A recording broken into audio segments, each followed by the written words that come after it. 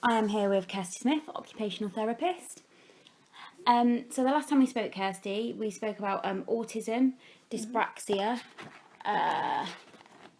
developmental delay, chronic fatigue, cerebral palsy and ADHD. So we'll start with autism. You said a variety of things last time we spoke about heightened sensory senses, set routine, how they struggle with social communication, eye contact, they see the world completely different to somebody else, lack of empathy. Just wanted to snowball on these things that you said. Obviously, I told you last time about my project, about how I'm designing lighting fixtures based on disorders which light therapy helps. So just wanted to get some general ideas about the models for you. And the different settings and how they would normally react in those settings to what kind of light glow I'm going to put when I edit the photos in the software. So starting with the models, with autism, what would you think? So I would say with autism, it'd be quite a structured model. So maybe quite symmetrical, quite angular, almost algebraic in fashion. It might spin on an axis, for example, and quite changeable to lots of different conditions. Fabulous. So let's start with a quiet road. It's a quiet road at 6 a.m.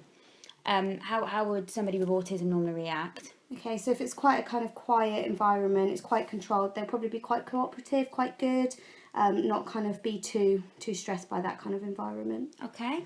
Let's say a shopping centre about 12 noon. Okay, so that's either you're going to be completely shut off, kind of almost a bit blank, quite kind of within themselves, or it might almost kind of kick in that sensory side of things and they'd be quite stressed, quite anxious, and kind of struggle in that environment.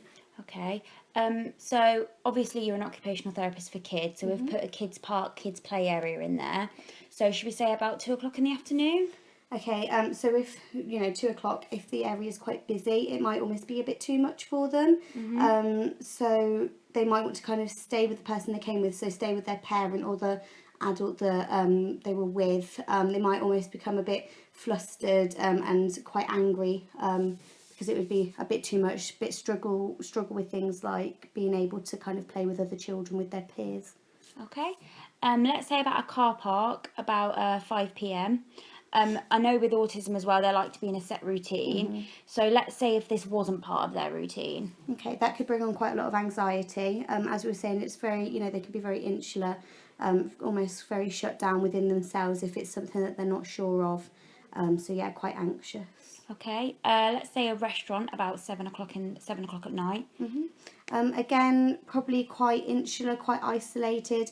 If it was quite a busy environment, they might kind of struggle with that social communication side of things. Okay, and let's say a bedroom about 8 o'clock. Okay, so their bedroom, that's their environment, is their happy place. It's probably set up to be kind of the way that they would want it. So it's, yeah, quite happy and quite content in that environment. Okay. Talking about dyspraxia next, obviously the last time we realised, you basically told me that there was motor planning, that they have issues and poor indication, struggle with movement, struggle with how to overcome a problem. Obviously we spoke about motor planning, motor indication and motor execution. They struggle with learning new skills, transparency skills. So obviously we spoke about knowing how to jump, but then they wouldn't bring those skills on how to skip. Yeah, so transferring those skills. Yeah, low self-esteem and very anxious. So talking about the model, what would you think? So with motor planning, if you're struggling with your motor planning, you're probably quite disorganised, so you could almost show that in your model. So having it quite chaotic, quite disorganised, it could be almost a bit of a melted kind of effect because it's kind of not very structured and very kind of planned. Okay. But also kind of effortful, like an organised mess kind of thing. Okay, so going back to the settings again, so what about a quiet road about 6 a.m? Okay, probably fine, probably quite happy, not having to kind of navigate their way around that environment. It's quite quiet and quite an open space. Okay, shopping centre? Quite anxious, it'd be really busy, So kind of struggling to know where to move, struggling with the crowds, kind of a bit too much really. So yeah, quite anxious. Okay. A kids' play area. So they would enjoy a kids' play area. It's, you know, children with dyspraxia will kind of do that standard play that everyone else would do. They just might struggle with the equipment a bit more. So that can almost make them a bit upset, sometimes a bit frustrated in that kind of environment. Okay. What about car park? So a car park, again, very like the quiet road. It's quite a big space. So might be unsure of the space because there is a lot of it, but kind of okay within themselves because they've not got a lot to navigate around. Okay. A restaurant. Probably fine. Restaurants are really structured. They'll kind of know what's coming next. It's probably kind of a structure and a routine that they've learned over time. So yeah, quite happy. Okay. And obviously their bedroom about 8 o'clock at night. Yeah, again, the same as the autistic kid. Kind of that's a happy place. They're fine. They're safe in that environment. So yeah, quite fine. Okay. So developmental delay is the next one.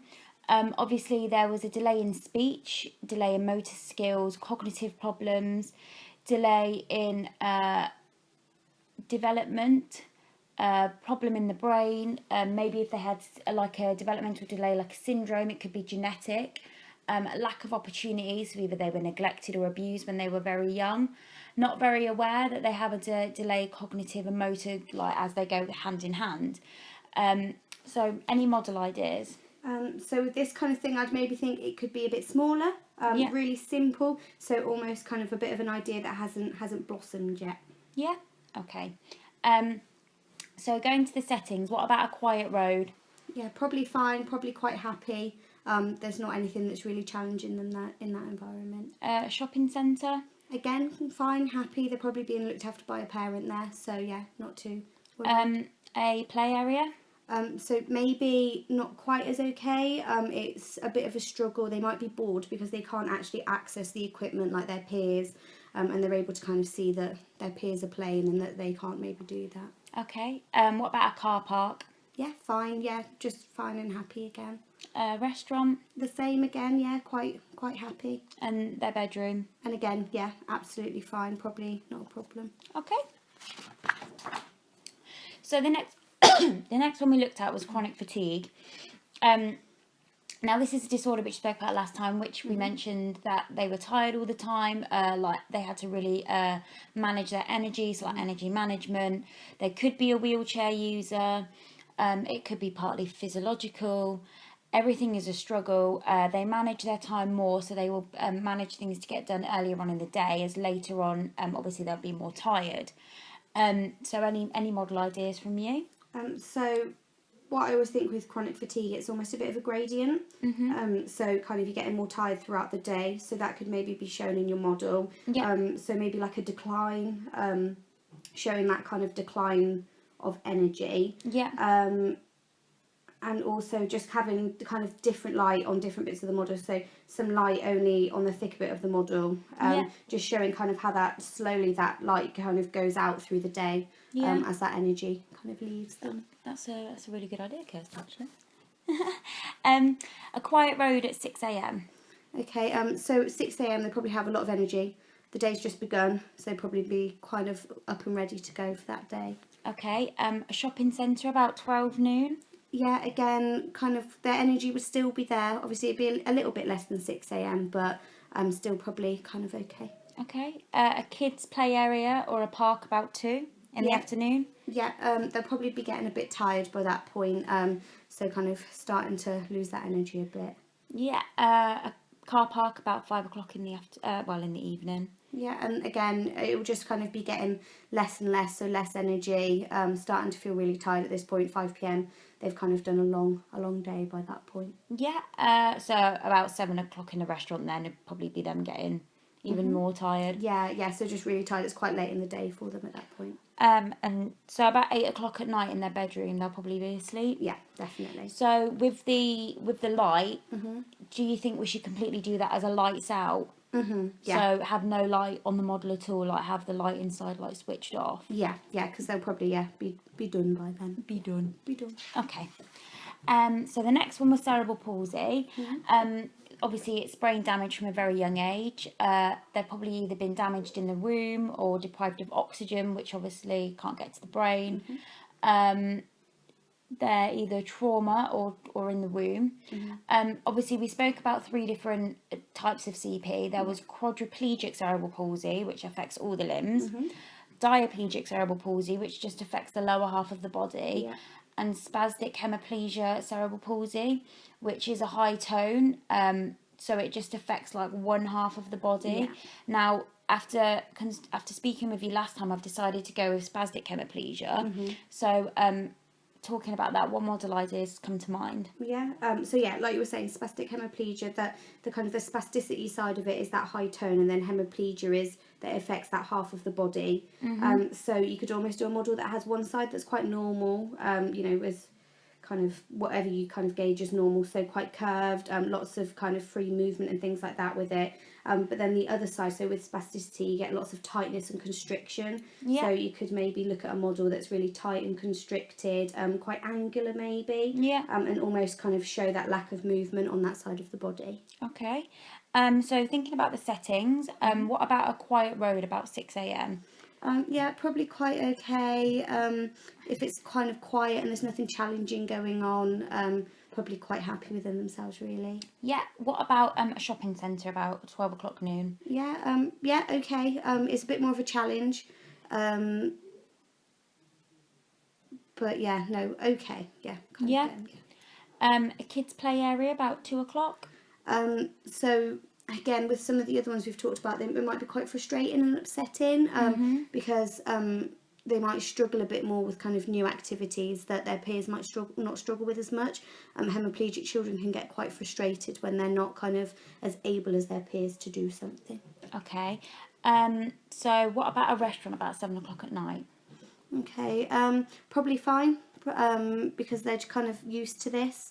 It's an everyday occurrence. It's probably something that they don't struggle with because they've got a parent with them. Okay. Oh, sorry, the last one we spoke about was the car park. This is the restaurant. What about a restaurant? Sorry, did you say restaurant? I did, but you went Okay. with car park. Sorry. Oh, no, it's fine. So that was the car park. Yeah, this one's a restaurant. Yeah. So what about a restaurant about 7 o'clock at night? So in a restaurant, one of the massive things that hemiplegic children might struggle with is using their cutlery. So struggling with a knife and forks. They might be getting quite upset, quite frustrated at this point. They might be quite dependent on their parents to help them to kind of eat their food. Okay. And a bedroom about 8 o'clock at night. So that's probably quite adapted to kind of their way of life. So probably quite happy. And it's kind of their space that they can work in. Okay. And last but not least, we're obviously doing ADHD, which stands for Attention Deficit Hyperactive Disorder. Obviously, when we spoke about this last time, you said they're very often given medication to concentrate more.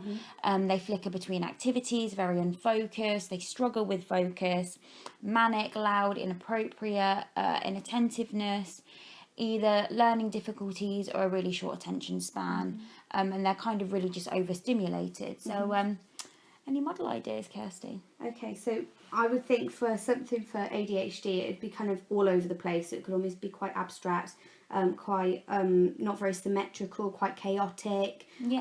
Again, quite angular and not really the same anywhere. So quite kind of, as we were saying, all over the place. Okay. So what about a quiet road at 6 a.m?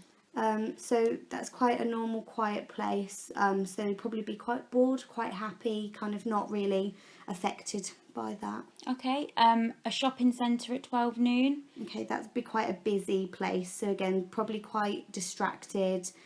There's loads of things going on, loads of people, and kind of in their element. Kind of they'd be happy, but almost all over the place, like we were saying. Okay. A kids' play area at 2 o'clock in the afternoon. So yeah, again, either happy in their element, really enjoying all of that, or either kind of not being able to focus on activities, so like flitting between things, not being able to kind of stay with kind of a certain amount of their peers, kind of moving around quite chaotically. Okay. A car park about 5 o'clock at night. Yeah, again, probably quite fine. it's probably part of their routine, so they're probably used to it. Probably got the support of a parent in this kind of situation, so maybe quite bored. Really, it's quite a mundane thing for them to be doing. Okay. A restaurant about 7 o'clock at night. So again, that would be really busy. So very stimulated. It's quite a busy environment, so kind of quite up and going. Okay. And a bedroom at 8 o'clock at night. So that is probably again adapted to the way that kind of they are. Yeah. So it's their own little space. So probably quite placid, quite neutral. Okay. That's everything, Kirsty. Thank you very much for your time. No problem. Thank you. Oh my God, how do I stop this?